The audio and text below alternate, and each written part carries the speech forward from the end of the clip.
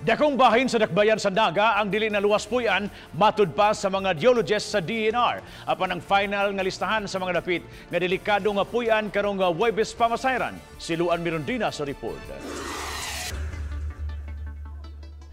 Tuyong gipatawag ang mga apektadong mulupyo sa sitio Sindulan ug Tagaytay sa Barangay Tinaan, Barangay Mainit ug Barangay Naalad aron makigdialog uban nila ni Mayor Christine Vanessa Chong, DNR Secretary Roy Simato ug mga geologists sa DNR sa Naga City Hall. Gisugdan ang dialogue pinaagi sa pagpasabot ni Engineer Lisa Socorro Manzano, ang supervising geologist sa DNR. Kinsa uban sa ubang mga geologist mihimo og pagtuon sa nahitabong landslide sa Naga. Mato ni Engineer Manzano, ang nahitabong landslide sa Tinaan Naga usa ka complex nga matang sa landslide nga gitawag og planar block slide. Patong sa isa, then sa ilawom in between parang murag sandwich naa kay lubricant nga tubig mao nga na nag-slide. Okay? Mao na ang ilang explanation. Dugang ni Engineer Manzano, nasuta nila nga tungod kay anapog ang klase sa yuta sa dakbayan sa Naga. May presensya kini sa daghang sinkholes nga daling mahulpa kung may kusog nga linog nga mutayog. So unsay nahitabo sa City of Naga sa Barangay Tinaan, combination ng duwa ka movement. Okay? Naay nag-us-us tungod katong tubig sa ilawom, okay? Na may pressure nga kinanglan niya mo gawas. Ug ang tendency sa tubig mangita gyud siya gawasanan.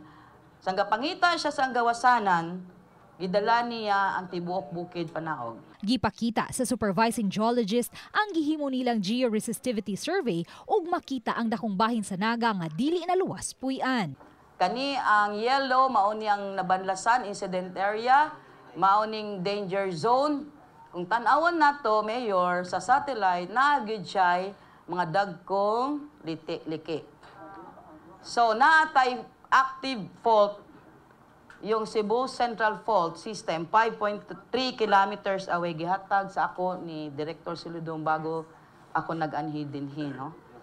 Okay, so naay fault, northeast, southwest. Dugang sa geologist, gawas sa matang sa yuta, linog ug pag-uwan, nakatampo usab sa nahitabong landslide ang urbanization ug industrialization, sama sa pag-quarry. Gani, dakong bahin sa Apple Land and Quarry Corporation ang gihulagway sa geologist nga dili naluwas. For those technical experts who's going to study para mapa-implementar sa minahan ang ilang hazard reduction and remediation measures. Kinanglan, ilagyod pag-aralan at ang tangon katong gabitay but with caution. Samtang ang mga apektadong mga mulupyo, both masayod kung hangtod kanusa sila magpabilin sa relocation site. Ang gipaabot sa mga tao karon ng assurance kung kanusa mahatag ang relocation o unsa improvement. Kaya ang mga tao nagsigimig tanaw sa picture. Wa man jud kasabot kay dili man training among gi ari diri.